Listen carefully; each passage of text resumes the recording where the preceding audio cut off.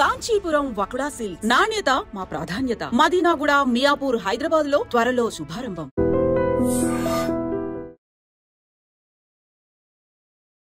Hi, hello, నమస్తే, welcome back to iDream media. ఈరోజు మనతో ఉన్నారు 30 ఇయర్స్గా లా ప్రాక్టీస్ చేస్తూ ముఖ్యంగా ఇమ్మిగ్రేషన్ మనకి లాయర్గా ఉన్న రాహుల్ రెడ్డి గారు మనతో ఉన్నారు. ఈ స్టూడెంట్ వీసాకు సంబంధించి ఓపీటీ అండ్ స్టెమ్ ఎక్స్టెన్షన్ గురించి ఈరోజు ఎపిసోడ్లో మాట్లాడబోతున్నారు. మీకు ఏ డౌట్స్ ఉన్నా సరే కామెంట్ సెక్షన్లో మెన్షన్ చేయండి. దానిపై మరిన్ని సిరీస్ ఎపిసోడ్స్ రానున్నాయి. Hi sir. నమస్కారం. బాగున్నారా? బాగున్నాను sir. How are you? Good. Sir, ముఖ్యంగా స్టూడెంట్ వీసా మీద ఎవరైతే వెళ్తూ ఉంటారో వాళ్ళు ఇనిషియల్ పీరియడ్లో వాళ్ళకి ఓపీటీ మీద ఇచ్చే ఈ టైం పీరియడ్ అనేది ఏ విధంగా ఉంటుందంటారు? లేటెస్ట్గా దాని మీద ఎటువంటి అప్డేట్స్ రానున్నాయంటారు? ఇప్పుడు నార్మల్గా డిగ్రీ చేసేటప్పుడు కానీ బ్యాచిలర్స్ కానీ మాస్టర్స్ చేయగానే మన పిల్లలు ఎక్కువ మంది మాస్టర్స్ పోతుంటారు కాబట్టి మాస్టర్స్ గురించి ఎక్కువ మాట్లాడదాం. మాస్టర్స్ డిగ్రీ అయిపోయిన తర్వాత వాళ్ళకు ఓపీటీ అని 1 year వర్క్ పర్మిట్ ఇస్తారండి. ఆ వర్క్ పర్మిట్ వచ్చినప్పుడు వాళ్ళు కంపల్సరీ వర్క్ చేయాలన్నట్టు. ఓకే. వాళ్ళకు ఒకవేళ జాబ్ రాకపోతే ఆ ఓపీటీ అనేది క్యాన్సిల్ అవుతుంది. వాళ్ళకు ఒక ట్రాకింగ్ సిస్టమ్ ఉంటుంది, సివిస్ ట్రాకింగ్ సిస్టమ్ అని ఉంటుంది అన్నట్టు. ఆ ట్రాకింగ్ సిస్టంలో వాళ్ళు ఇన్ఫామ్ చేయాలి, మీ ఎంప్లాయర్ ఎవరు, ఎక్కడ ఉంటున్నావు నువ్వు, ఇవన్నీ ఇన్ఫామ్ చేయాలన్నట్టు. అయితే ఆ 1 year పీరియడ్లో 90 days అన్ఎంప్లాయ్మెంట్ అలౌడ్ అండి. 90 days వరకు 90 days without employment 90 days unemployment allowed. ఒకవేళ 91 day కనుక వచ్చింది అనుకోండి, ఖతం, సివిల్ సిస్టమ్ నుంచి వన్ కిక్ అవుట్ చేసి పడేస్తారు. అంటే అతను F1 వీసా ఖతం అయింది, అక్కడ ఉండటానికి వీల్లేదు. అక్కడ ఓపీటీ అన్నది అతనికి వచ్చిన పర్మిట్ కూడా ఆటోమేటిక్గా క్యాన్సిల్ అయిపోతుంది అన్నట్టు.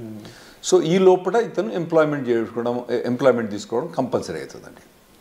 సో ఈ లోపు ఎంప్లాయ్మెంట్ వచ్చింది అనుకుందాము, ఆఫ్టర్ 1 year ఆ ఎంప్లాయ్మెంట్ మీద ఎటువంటి ప్రొసీజర్ ఉంటుంది? స్టెమ్ ఎక్స్టెన్షన్ అనేది కంపల్సరీ చేయించుకోవాలి. అసలు స్టెమ్ ఎక్స్టెన్షన్ ఎందుకు చేయించాలంటే? అయితే ఇప్పుడు నార్మల్గా డిగ్రీస్ అక్కడ 2గా డివైడ్ చేస్తారండి. ఒకటేమో స్టెమ్ డిగ్రీ అంటే నార్మల్గా సైన్స్ కానివ్వండి, తర్వాత ఫిజిక్స్ కానీ, మ్యాథ్స్ కానివ్వండి, తర్వాత కంప్యూటర్ సైన్స్, ఇంజనీరింగ్ డిగ్రీస్, ఇవన్నీ స్టెమ్ డిగ్రీస్ అంటారండి. ఓకే. గవర్నమెంట్ అక్కడ పిల్లల్ని స్టెమ్ డిగ్రీస్ చేయడానికి ప్రమోట్ చేయడానికి ఈ స్టెమ్ ఎక్స్టెన్షన్ ఒకటి పెట్టింది అన్నట్టు. అంటే వీళ్ళకు మాస్టర్స్ డిగ్రీ కంప్లీట్ అయిపోయిన తర్వాత, అంటే కంప్యూటర్ సైన్స్లో మోస్ట్లీ మన వాళ్ళందరూ కంప్యూటర్ సైన్స్లో చేస్తారు కాబట్టి దాని గురించి ఎక్కువ మాట్లాడుకుందాం. సో అందులో ఫస్ట్ 1 year ఓపీటీ అని వర్క్ పర్మిట్ ఉంటుంది. ఆ వర్క్ పర్మిట్ అయిపోయిన తర్వాత అతనికి జాబ్ ఉంటే ఇంకొక 2 years వర్క్ పర్మిట్ వస్తుందండి. దాన్ని స్టెమ్ ఎక్స్టెన్షన్ అంటారు అన్నట్టు. ఆ స్టెమ్ ఎక్స్టెన్షన్లో కూడా 90 days అన్ఎంప్లాయ్మెంట్ అలౌడ్ అక్కడ, అందులో కూడా. అయితే రెండిట్లో కలిపి 150 రోజులే. అంటే ఎక్కడో ఒక దగ్గర తగ్గించుకోవాలన్నట్టు. ఇక్కడ 90 days, అక్కడ 90 days బ్యాక్స్, ఓవరాల్గా 150 days దాటకూడదు అన్నట్టు. స్టెమ్ ఎక్స్టెన్షన్లో కూడా జాబ్ కంపల్సరీ ఉండాలి, జాబ్ కంపల్సరీ చేయాలి. అంటే ఈ 180 days పక్కన పెడితే యాక్చువల్లీ 150 90 + 90 కాదు. అక్కడ ఇక్కడ 60 ఇవ్వాలన్నా, అక్కడ 70 ఎక్కడో కంట్రోల్ చేసి పెట్టాలన్నట్టు. సో ఇన్ కేస్ ఈ స్టెమ్ ఎక్స్టెన్షన్ కన్నా ముందు తనకి జాబ్ పోయినట్లయితే ఓపీటీ టైంలో ఇంకా స్టెమ్ ఎక్స్టెన్షన్ కూడా ఉండదు అంటారు. ఒకవేళ స్టెమ్ ఎక్స్టెన్షన్ చేసే టైంలో ఓకే, మీకు మొదలే స్టెమ్ ఎక్స్టెన్షన్ ఓపీటీ అయిపోక ముందే, మీకు 3 months ముందే స్టెమ్ ఎక్స్టెన్షన్ ఫైల్ చేసుకోవచ్చు. ఒకవేళ స్టెమ్ ఎక్స్టెన్షన్ ఫైల్ చేసుకునే తప్పుడు ఒకవేళ జాబ్ లేదనుకోండి, ఇక మనోని గోవింద, అతనికి మాత్రం ఆ స్టెమ్ ఎక్స్టెన్షన్ రాదు. కంపల్సరీ అప్పుడు జాబ్ ఉండాలి. సో కంపల్సరీ ఓపీటీ టైంలో జాబ్ ఉండాలి, అండ్ అది ఎక్స్టెన్షన్ టైంలో కంపల్సరీ జాబ్ ఉండాలి. ఓపీటీ మొదలైనప్పుడు ఉండనక్కర్లేదు, ఓపీటీ ఎండ్ అయ్యేటప్పుడు మాత్రం కంపల్సరీ ఉండాలి. లేకపోతే మనోడు గోవింద అవుతాడు, స్టెమ్ ఎక్స్టెన్షన్ రాదు. సో ఓవరాల్గా how long they can stay? 3 years time duration ప్రాపర్గా స్టే చేయొచ్చు? అవునండి, 3 years. అంటే 2 years ఏమో వీళ్ళు మాస్టర్స్ చేస్తారు. టిపికల్గా 1.5 year. వీళ్ళు మన వాళ్ళు పోయేది ఆగస్టు పోయిన తర్వాత మే జూన్ కల్లా గ్రాడ్యుయేట్ అవుతారు నెక్స్ట్ ఇయర్కు. అంటే 1.5-2 years వీళ్ళు గ్రాడ్యుయేట్ అయిపోయిన తర్వాత మళ్ళీ వీళ్ళకు 3 years. ఫస్ట్ ఓపీటీ 1 year, తర్వాత స్టెమ్ ఎక్స్టెన్షన్ 2 years. ఈ 3 years పర్మిట్ ఉంటుంది, వర్క్ పర్మిట్. ఈ లోపల కనుక మనోడు లాటరీ, H1B లాటరీ మీకు తెలుసు కదా, మార్చ్లో 80,000 members H1B లాటరీ చేస్తారు కదా. అప్పుడు చేసినప్పుడు ఇతను ఎంప్లాయర్ H1B లాటరీ చేస్తే H1B వచ్చేస్తేనేమో ఖతం అన్నట్టు. ఓపీటీ స్టెమ్ ఎక్స్టెన్షన్ ఈ అబ్బాయికి అవసరం లేదు, H1B మూవ్ అవుతాడు అన్నట్టు. ఒకవేళ రాకపోతే, అప్పుడు కూడా రాకపోతే ఇక మళ్ళా వేరే వీసా పోవడం కానీ లేదంటే వెనకకు రావడం కానీ అవసరం పడుతుందండి వీళ్ళకు. ఈ ఓపీటీ స్టెమ్ ఓపీటీ రెండు సిమిలర్ అనిపిస్తుంది సార్, డిఫరెన్సెస్ ఏం లేవా ఈ రెండిట్లో? చాలా డిఫరెన్స్ ఉందండి. ఓపీటీ ఉన్న స్టెమ్ ఎక్స్టెన్షన్ చాలా డిఫరెన్స్ ఉంది. ఓపీటీ పీరియడ్లో వాలంటరీ ఎంప్లాయ్మెంట్ అలౌడ్, అంటే internship, unpaid internship allowed. Okay.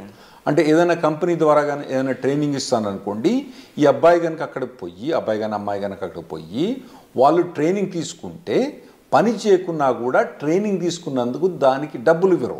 ఎందుకంటే ట్రైనింగ్ ఇచ్చేది ఎక్కువ, డబ్బులు ఎందుకు ఇస్తాడు? ఇవ్వడు కదా. ఇవ్వనప్పుడు కూడా ఇతను ఓపీటీ పీరియడ్లో అక్కడ ట్రైనింగ్ తీసుకుంటే అది ఎంప్లాయ్మెంట్ కింద కౌంట్ అవుతుందండి. ఓకే. అదే స్టెమ్ ఎక్స్టెన్షన్కి వచ్చేటప్పుడు కంపల్సరీ పెయిడ్ ఎంప్లాయ్మెంట్ అన్నది అవసరం. ఓపీటీ పీరియడ్లో ఏమో voluntary or unpaid internship allowed, paid allowed, unpaid allowed. కానీ స్టెమ్ ఎక్స్టెన్షన్కి వచ్చేవాడు కంపల్సరీ పెయిడ్ అలౌడ్ అన్నట్టు, కంపల్సరీ పెయిడ్ ఉండాలి. పెయిడ్ లేకపోతే మనోడు బయటపడాల్సి వస్తుంది అన్నట్టు. ఈ అన్ఎంప్లాయ్మెంట్ రూల్ అనేది ఎలా వర్కౌట్ అవుతుంది ఓపీటీలో కానీ స్టెమ్ ఓపీటీలో కానీ? రైట్. ఇప్పుడు ఓపీటీ ఉన్నప్పుడు నేను చెప్పాను కదండి 90 days. ఓకే, 90 daysలో అంటే ఇతను కనుక ఒక 30 days కనుక సేవ్ చేసుకుంటే మళ్ళీ నెక్స్ట్లో కూడా 90 వాడుకోవచ్చు. అంటే ఇక్కడ 60 వాడుకొని మళ్ళీ నెక్స్ట్ 90 వాడుకుంటే బెటర్. ఓకే, కానీ ఇతనికి 90 days దాకా పర్మిట్ ఉంటుంది అన్నట్టు. సో నార్మల్గా వీళ్ళకి ఇంటర్న్షిప్స్ వస్తాయండి బాగానే. లేకపోయినా కానీ మన చాలా కన్సల్టింగ్ కంపెనీస్ ఏం చేస్తారంటే వీళ్ళని ట్రైనింగ్లో పెడతారు బాగా. అంటే పర్టికులర్గా ఏదైనా పర్టికులర్ టెక్నాలజీ ఉందనుకోండి, ఇప్పుడు ఏఐ అనేది బాగా హాట్ టెక్నాలజీ. ఈ పూర్వగాలను ఏం చేస్తారు, ఈ పూర్వగాలను తీసుకొని మొత్తం అందరినీ మంచిగా ఒక ట్రైనింగ్ ఇప్పించేసి వాళ్ళకి బాగా పర్టికులర్ దాని మీద ట్రైనింగ్ ఇచ్చి ప్లేస్ చేస్తారు. అంటే ఎంప్లాయర్ కూడా లాభం ఉంటుంది, ఎందుకంటే వీళ్ళు ప్లేస్ చేసినప్పుడు వాళ్ళకి వచ్చే డబ్బులలో వాళ్ళ కమిషన్ ఉంటుంది కదా, అది బాగానే వాళ్ళకు ఉంటుంది కాబట్టి అట్లా చాలా. సో ఓపీటీ పీరియడ్ అన్నప్పుడు నార్మల్గా అయితే మన వాళ్ళు ఎవరికి కూడా ఇబ్బంది ఉండకూడదండి. ట్రైనింగ్ బాగానే ఇస్తారు, ట్రైనింగ్ బాగానే ఇచ్చే కంపెనీలు ఉన్నాయి, వీళ్ళు తీసుకునే కంపెనీ. స్టెమ్ ఎక్స్టెన్షన్కి వచ్చేటప్పుడు మాత్రం ఇబ్బంది అయింది. ఎందుకంటే స్టెమ్ ఎక్స్టెన్షన్ మీద ఉన్నప్పుడు పేమెంట్ అన్నది, పెయిడ్ జాబ్ అన్నది ఉండాలి కదా. అప్పుడు పెయిడ్ జాబ్ ఇంకా లేకపోతే మాత్రం మన వాళ్ళకి ఇబ్బంది అవుతుందండి అప్పుడు. సో ఓపీటీలో టైంలో అన్ఎంప్లాయ్మెంట్ అనేది ఉండకూడదు, అట్లీస్ట్ ఇంటర్న్గానే పనిచేసి ఉండాలి. రైట్. లేకపోతే కంపల్సరీ వెనక్కి రావాల్సిందే తప్ప. రైట్, కంపల్సరీ వెనక్కి రావాల్సిందే. సో ఈ టైంలో అంటే స్టెమ్లో కానీ ఓపీటీ టైంలో కానీ జాబ్ లేకుండా ఉన్న పర్సన్ లీగల్గా స్టే చేయడానికి ఏమైనా ఆప్షన్స్ ఉన్నాయి? అంటే నేను చెప్పినా కదండి, మొత్తం టోటల్గా 150 days అలౌడ్. ఫస్ట్ దాంట్లో 90 చేస్తే నెక్స్ట్ 60, ఫస్ట్ దాంట్లో 60 చేస్తే నెక్స్ట్ 90. ఏ దాంట్లో కూడా 90 కన్నా ఎక్కువ చేయరాదు అన్నట్టు. అంత మటుకు అన్ఎంప్లాయ్మెంట్ అలౌడ్. ఫస్ట్ ఓపీటీ పీరియడ్లో మీకు stem voluntary unpaid internship allowed, stem extension allowed కాదు. సో మీరు అన్నది కరెక్ట్. ఒకవేళ కనుక ఆ 150 days కూడా క్రాస్ అయితే అతను లీగల్ స్టేటస్ పోద్ది. ఇవన్నీ ఇన్ఫర్మేషన్ ట్రాకింగ్ ఎక్కడ ఉంటుంది అంటే సివిల్ సిస్టంలో ట్రాకింగ్ ఉంటుంది అన్నట్టు. వాళ్ళు ట్రాక్ చేస్తూ ఉంటారు అన్నట్టు. ఇవన్నీ వీళ్ళు చెప్పాలి, పిల్లలు పోయి వాలంటీర్గా నాకు జాబ్ పోయింది పోలేదని. అందులో కూడా ఇన్వెస్టిగేషన్స్ అవుతూ ఉంటాయి అప్పుడప్పుడు. ఒకవేళ మనోడు జాబ్ చేస్తాడనుకోండి, జాబ్ పోయిందనుకోండి, వీడు చెప్పలేదనుకోండి, దెన్ అతనికి ప్రాబ్లం రావచ్చు. ఇంకోటి ఏంటంటే కంపెనీ కూడా ఇన్ఫార్మ్ చేస్తుంది కాలేజ్కు, అరే నాయన మా దగ్గర పనిచేస్తాడు కానీ ఇప్పుడు వీడు మా దగ్గర లేడు అని చెప్పి వాళ్ళు కంపెనీకి ఇన్ఫార్మ్ చేస్తారు, మన యూనివర్సిటీకి ఇన్ఫార్మ్ చేస్తే వీళ్ళని టర్మినేట్ అయిపోతారు అన్నట్టు. సో ఆ పీరియడ్లో ఎంప్లాయ్మెంట్ అనేది చాలా అవసరం అండి. అయితే ఈ స్టెమ్ ఎక్స్టెన్షన్లో 40 hours జాబ్ అవసరం లేదు, 25-30 hours జాబ్ కూడా చేసుకోవచ్చు. ఒకవేళ కనుక అతనికి తక్కువ జాబ్ ఏదైనా దొరికిందనుకోండి, తక్కువ టైంలో దొరికిందనుకోండి, స్టెమ్ ఎక్స్టెన్షన్లో ఆ 25 hours 30 hours కూడా చేసుకోవచ్చు అన్నట్టు. ఇది స్టెమ్ ఎక్స్టెన్షన్. ఫస్ట్ 1 year కాదు, తర్వాత నెక్స్ట్ 2 yearsలో. ఓపీటీలో ఇన్ కేస్ ఈ ఫ్రీ జాబే ఉంది, ఇంకా అవును నెక్స్ట్ స్టెమ్ ఎక్స్టెన్షన్ ముందు కూడా ఫ్రీ జాబే ఉంది అంటే ఓపీటీ నుంచి స్టెమ్ ఎక్స్టెన్షన్ పోయేటప్పుడు ఆ స్టెమ్ ఎక్స్టెన్షన్ జాబ్ అన్నది కంపల్సరీ పెయిడ్ జాబ్ ఉండాలి, లేకపోతే యుఎస్సిఎస్ పర్మిషన్ ఇవ్వదు, స్టెమ్ ఎక్స్టెన్షన్ ఇవ్వదు. సో లీగల్గా వీళ్ళు ఎలాంటి అప్లై చేయొచ్చు? ఫర్ ఎగ్జాంపుల్ అప్పటికి జాబ్ ఫైండ్ అవుట్ చేయకపోతే లీగల్గా ఇంకేం చేయలేరు అంటారా? అవునండి. స్టెమ్ ఎక్స్టెన్షన్ అప్పుడు కనుక ఒకవేళ కనుక ఫస్ట్ 1 yearలోనేమో వీళ్ళకి ఇంటర్న్షిప్ జాబ్స్ ట్రైనింగ్స్ బాగానే ఉంటుంది. ఆ తర్వాత కనుక వీళ్ళకు ఒకవేళ కనుక పెయిడ్ జాబ్స్ కనుక దొరకకపోతే ఖతం. సో వీసా చేంజ్ అవ్వడం లాంటి ప్రొసీజర్ ఏమైనా ఫాలో అవ్వచ్చు? అవునండి. అప్పుడు వాళ్ళు B2కు చేంజ్ ఆఫ్ స్టేటస్ ఫాలో కావచ్చు, లేదంటే మళ్ళీ కాలేజ్ పోయి ఇంకో మాస్టర్స్ డిగ్రీ చేయొచ్చు, మళ్ళీ లేదంటే డాక్టరేట్ డిగ్రీ చేయొచ్చు, లేదంటే వాళ్ళకు ఒకవేళ H4 ఆప్షన్ ఉంటే H4 చేయొచ్చు, లేదా ఇండియాకి రావాలన్నా ఇండియాకి రావచ్చు, లేదా కెనడాకి పోవన్నా కెనడాకి పోవచ్చు. సో అప్పుడప్పుడు మన వాళ్ళు జనాలు వచ్చి చెప్తా అంటారు, నేను 2 మాస్టర్స్ డిగ్రీ చేసిన 3 మాస్టర్స్ డిగ్రీ చేసిన అంటారు. వీళ్ళు ఏంది అక్కడ 2 మాస్టర్స్ డిగ్రీ చేసింది ఎందుకు, ఆడ పోయి వాళ్ళు ఏదో మాస్టర్స్ డిగ్రీ ఇంకో మాస్టర్ డిగ్రీ ఉంటే వాల్యుయేషన్ అని కాదు. 90% ఆఫ్ ద మెంబర్స్ ఏమవుతారంటే వాళ్ళు అక్కడ ఉండటానికి వేరే మాస్టర్స్ డిగ్రీ చేస్తారు. అది ఇంకోటి మీరు అడగొచ్చు ఏంటంటే, మరి ఇంకో మాస్టర్స్ డిగ్రీ చేస్తే మళ్ళీ 3 ఏళ్ళు పర్మిట్ వస్తుందా?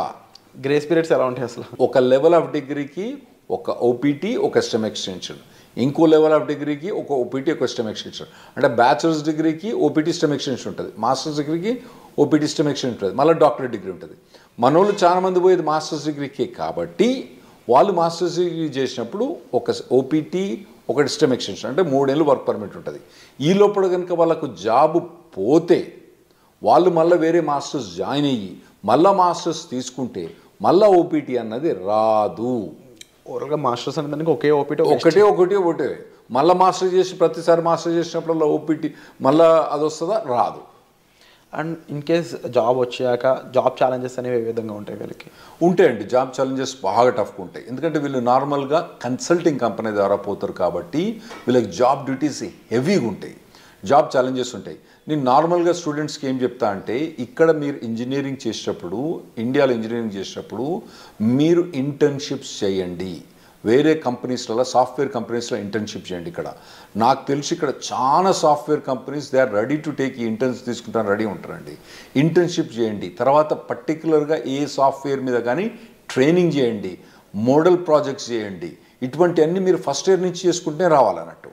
అంటే ఎలాంటి ఇండస్ట్రీస్ మోస్ట్లీ ఓపీటీని స్టెమ్ని ఎక్కువ రిక్రూట్ చేసుకుంటాయంటే? ఇప్పుడంటే మన వాళ్ళందరూ ఐటీలో పోతుండ్రు కాబట్టి ఐటీ ఇండస్ట్రీ గురించే మనకి ఎక్కువ ఉంటాయి. అంటే వేరే ఇండస్ట్రీ అంత మెచ్యూర్ కాలే. ఇప్పుడు వేరే మెకానికల్ ఇంజనీర్ కానీ, సివిల్ ఇంజనీర్ కానీ వీళ్ళకి పోతే వీళ్ళకు ఓపీటీ మీద జాబ్ కానీ, మెకానికల్ ఇంజనీర్ వాటి మీద ఓపీటీ స్టెమిషన్ చాలా కష్టమైంది అబ్బాయిలకు వాళ్ళకు.